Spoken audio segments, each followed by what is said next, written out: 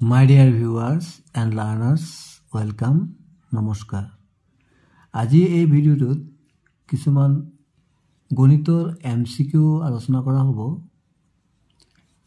নৱম আৰু দশম শ্ৰেণী আৰু আন প্ৰতিযোগিতামূলক পৰীক্ষাৰ বাবে খুবেই প্ৰয়োজন হ'ব। ইয়াত নাম্বাৰটো হৈছে 53 ৰ বৰ্গ হ'ব। 53 ৰ বৰ্গ কিমান হ'ব? আমি কিদৰে বৰ্গ উলিয়াম? 53 বৰ্গ মানে কি 53 স্কয়াৰ হোল স্কয়াৰ এটো আমি 53 ইনটু 53 কৰিব পাৰো। আমাৰ যেহেতু সময় বেছি লাগিব আমি সময় বচাবৰ কাৰণে আমি শৰ্টকাটত কৰিব পাৰো।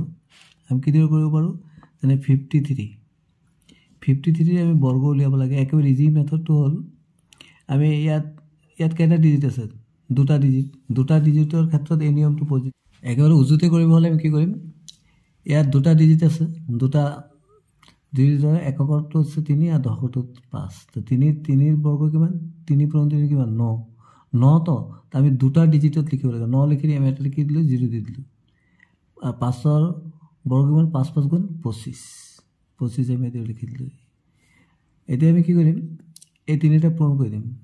ইয়াত কি আছে? 5 5 3 আর 2 3 5 × 15 15 × 30 30 হল তো 30 ইয়াত লিখি দিম। তাৰপিছত আমি কি কৰিম? এই 9টো লিখিম। তাৰপিছত এই অংকটোৰ লগত এই অংকটো যোগ কৰিম। 0 লগত 0 যোগ কৰিলে 0 হ'ব। তাৰপিছত 3 লগত 5 যোগ কৰিলে কিমান হ'ব? 8 হ'ব। তাৰপিছত কিমান আছে? 2। তাৰমানে 2809। আমি দেখিলো যে ডি অপশ্যনত আছে 2809। এইটো শুদ্ধ হ'ব। এটা কিবা শৰ্টকাট মেথড। ইয়াৰ পিছৰটো 9801 বৰ্গমূল হ'ব। কোনটো হ'ব বাৰু? বৰ্গমূল উলিওৱাৰ কেইবাটা পদ্ধতি আছে। হৰণ প্ৰক্ৰিয়াৰ সহায়ত, তাৰপিছত মৌলিক উৎপাদকৰ সহায়ত। কিন্তু আজি আমি একদম শৰ্টকাটত কৰিম, উজু নিয়মত কৰিম। ইয়াৰ কাৰণে আমাৰ কি জানিব লাগিব? আমি কিছুমান অংকৰ বৰ্গ জানো। 1ৰ বৰ্গ কিমান? 1 2ৰ বৰ্গ কিমান? 4 3ৰ বৰ্গ 9 4ৰ বৰ্গ 16 5ৰ বৰ্গ 25 6ৰ বৰ্গ 36 7ৰ বৰ্গ 49 8ৰ বৰ্গ 64 9ৰ বৰ্গ 81 আৰু 10ৰ বৰ্গ 100। আমি জানো যে যিবিলাক পূৰ্ণবৰ্গ বা পাৰফেক্ট স্কয়াৰ হ'বলৈ কোনকেইটা অংক হ'ব?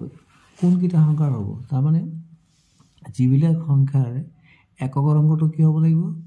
হলে 1 হ'ব লাগিব, নহলে 4 হ'ব লাগিব, নহলে 9 হ'ব লাগিব, নহলে 6 হ'ব লাগিব, নহলে 5 হ'ব লাগিব। তাৰমানে কি পালো আমি? 0 হলে দুটা থাকিব লাগিব। 0 1 4 5 6 9 এইকেইটা। তাৰমানে আমি যদি এককৰ অংকটো যদি 0 থাকে তেনেহলে কি হ'ব? 0 হ'ব। 1 যদি থাকে তেনেহলে 1 9 হ'ব পাৰে, 1 হ'ব পাৰে, 9 হ'ব পাৰে। 4 থাকিলে 2 বা 8 হ'ব পাৰে, আৰু 5 থাকিলে 5 আৰ 6 থাকিলে 4 বা 6 হ'ব পাৰে, আৰু 9 থাকিলে 3 বা 7 হ'ব পাৰে। এতিয়া ইয়াত দিছে 9801। আমি হৰণ পদ্ধতিও ব্যৱহাৰ নকৰোঁ বা মৌলিক উৎপাদক পদ্ধতিটোও ব্যৱহাৰ নকৰোঁ। আমি একেবাৰে সহজ পদ্ধতিত কৰিম কম সময়ৰ ভিতৰত। তো প্ৰথমে আমি কি কৰিম? প্ৰথমে আমি ইয়াৰ বৰ্গমূল উলিয়াব লাগে। তো প্ৰথমে এনেকৈ দুটা ডিজিট এইদৰে দুটাকে ভাগ কৰি ল'ম। তো আমি কি কৰিম? ইয়াত দেখিলোঁ যে একক অংকৰ কিছু 1 আছে। তো 1 থাকিলে আমি কি দেখিলোঁ? 1 হ'লে ইয়াৰ বৰ্গমূলৰ এককৰ ঘৰত কি হ'ব লাগিব? হ'লে 1 হ'ব, নহ'লে কি হ'ব? 9 হ'ব। তো একক অংকটো আমি পাই গ'লোঁ। তাৰমানে যদি পূৰ্ণবৰ্গ সংখ্যাটোৰ এককৰ ঘৰটো আমি প্ৰথমে চাম। এককৰ অংকটো ইয়াত 1 আছে। 1 থাকিলে তেনেহ'লে বৰ্গমূলত এককৰ অংকটো কি হ'ব? হ'লে 1 হ'ব, নহ'লে 9 হ'ব। 1 বা 9 হ'ব। এতিয়া আমি দশকৰ ঘৰৰ অংকটো উলিয়াব লাগে। তো কি কৰিম আমি? ইয়াত কিমান আছে? 98 আছে। 98টো চাম আমি কোনটো বৰ্গ সংখ্যাৰ ওচৰত আছে। ইয়াত আমি চাম 98 100 হৈ যায়। তেনে আমি দেখিলোঁ কি আছে? এইটো 9ৰ বৰ্গ 81। তাৰমানে কম হ'ব লাগিব। 98 আছে তো 100 হ'লেতো বেছি হৈ গ'ল। তেনে কমটো ধৰিম 81। তাৰমানে আমি কি দেখিলোঁ যে ইয়াত কি পালোঁ আমি? 9ৰ বৰ্গ 81। তেনেহ'লে ইয়াত কি হ'ব? 9 হ'ব। তাৰমানে দশকৰ অংকটো ইয়াত কি হ'ব? 9 হ'ব। তাৰমানে এতিয়া আমি দুটা পাই গ'লোঁ। 91 আৰু 99 এইটো কোনটো শুদ্ধ হ'ব সেইটো আমি কিদৰে চেক কৰিম ইয়াতে আমি 9 পাইছিলোঁ না 10ৰ অংকটো তাৰ 9ৰ পিছৰ অংকটো কি 10 এৰ লগত আমি পূৰণ কৰিম 9ৰ লগত 10 পূৰণ কৰিলে কিমান 90 হ'ল এতিয়া 90টো আৰু এইটোৰ লগত আমি তুলনা কৰিব লাগিব 90তকৈ 98টো ডাঙৰ যদি ইয়াতকৈ এইটো ডাঙৰ হৈ যায় তেনেহ'লে ডাঙৰটো শুদ্ধ হ'ব আৰু ইয়াতকৈ যদি এইটো সৰু হ'লেহেঁতেন তেনেহ'লে এইটো শুদ্ধ হ'লেহেঁতেন তেনেহ'লে শুদ্ধ উত্তৰটো হ'ব চি অপশ্যনটো হ'ব 99 আমি আৰু এটা উদাহৰণৰ পৰা আমি শিকিবলৈ যত্ন কৰোঁ এতিয়া ধৰি লওক 2304ৰ আমি বৰ্গমূল উলিয়াব লাগে কিমান হ'ব একেবাৰে ইজি প্ৰচেছত আমি কৰিম ইয়াত আমি দেখিলোঁ ইয়াত দুটা যদি ভাগ কৰি লওঁ ইয়াত দেখিলোঁ আমি ইয়াৰ এককৰ ঘৰৰ অংকটো 4 আছে তো 4 হ'লে বৰ্গমূলত কি হ'ব পাৰে 4 হ'লে বৰ্গ সংখ্যা যদি 4 আছে একৰ অংকটো তেনেহ'লে কি হ'ব পাৰে 2/8 হ'ব তাৰমানে এককৰ ঘৰৰ অংকটো কি হ'ব 2 হ'ব নহ'লে 8 হ'ব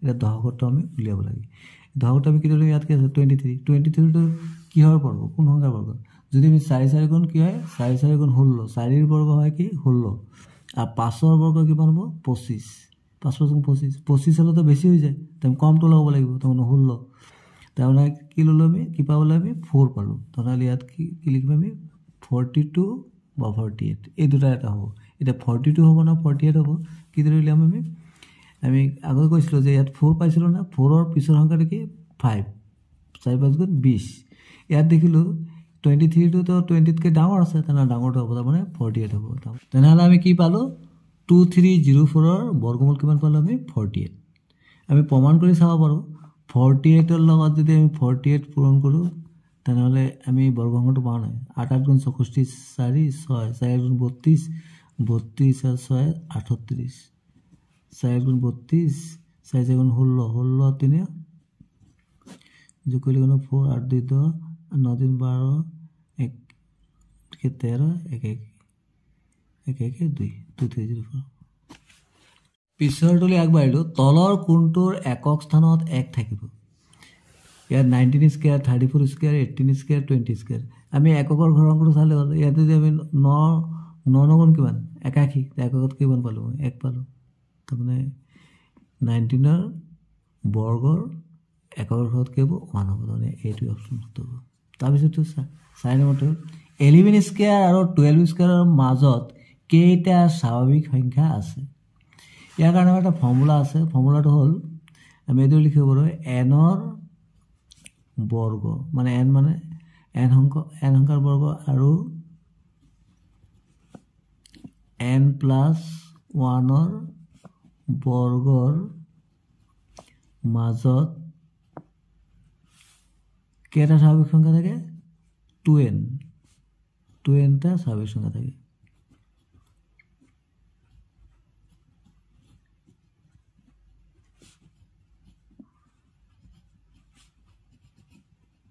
এতিয়া আমি এপ্লাই কৰোঁ ফৰ্মুলাটো n এইটো প্ৰথমে nটো মানে 11 তেনেহ'লে কি লিখিম আমি 11 আৰু এইটো কি হ'ব 11+1 মানে n+1 মানে 11 12 আমি যদি ভাগ কৰোঁ n মানে আমি যদি 11 ধৰোঁ এটা হ'ল 11 তেনেহ'লে এইটো আমি কি লিখিব পাৰোঁ 11 স্কোয়াৰ লিখিলোঁ তো আৰু এইটো আমি কি লিখিব পাৰোঁ n plus স্কোয়াৰ মানে কি n+1ৰ বৰ্গ মানে কি n plus এইটো আমি এইদৰে লিখিব পাৰোঁ 11+1 স্কোয়াৰ তো ইয়াৰ মাজত কেইটা স্বাভাৱিক সংখ্যা আছে 2n তাৰমানে nৰ মানটো আমি কিমান পালোঁ 11 তাৰমানে 2 × 11 11 গুণ কিমান 22টা তেনেহ'লে আমি দেখিলোঁ বি অপশ্যনটো উত্তৰ এইটো হৈছে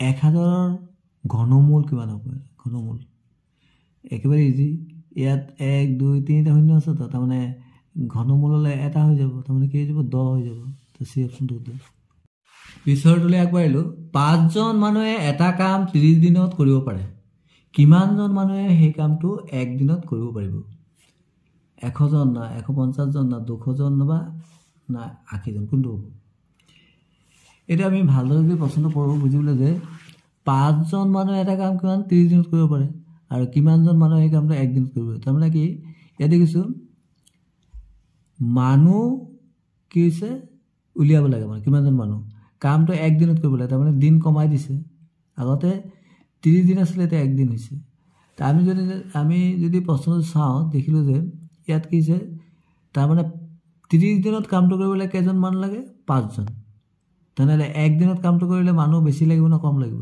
বেছি লাগিব নিশ্চয় তাৰমানে কি যদি দুইটাই বাঢ়ে বা দুইটাই কমে তেতিয়া হ'ব প্ৰত্যক্ষ সমানুপাত আৰু যদি এটা বাঢ়ে এটা কমে তেতিয়াহ'লে কি হ'ব পৰোক্ষ অনুপাত ইয়াত কি হৈছে দিনটো কি হৈছে দিন কমিলে কিন্তু দিন কমিলেতো মানুহ বেছি লাগিব তেনেহ'লে এটো কি হ'ব ব্যস্ত অনুপাত বা পৰোক্ষ অনুপাত তেনেহ'লে আমি কি দৰে কৰিম আমি দেখিলোঁ এইটো ব্যস্ত অনুপাত আছে তেনেহ'লে আমি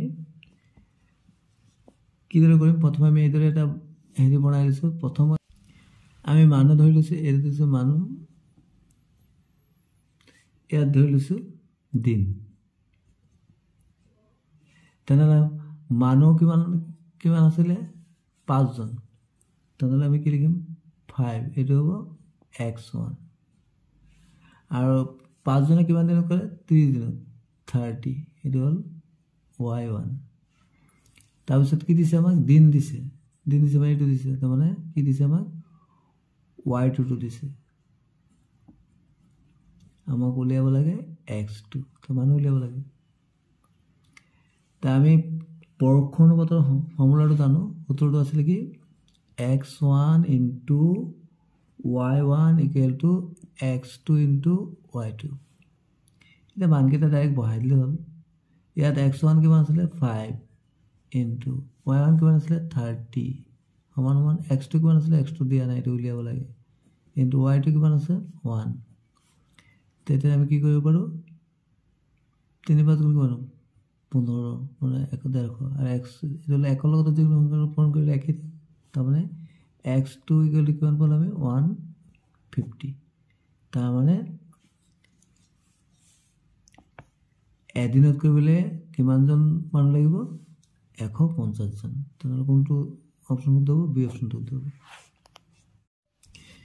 পিছৰটো কোনো সংখ্যাৰ 5% কমাই দিয়াত 95 হ'ল সংখ্যাটো কি তাৰমানে 5% কমোৱাৰ পিছত 95 হ'ল এতিয়া আমাক আচল সংখ্যাটো উলিয়াব লাগে এতিয়া আমি কিন্তু ধৰা হ'ল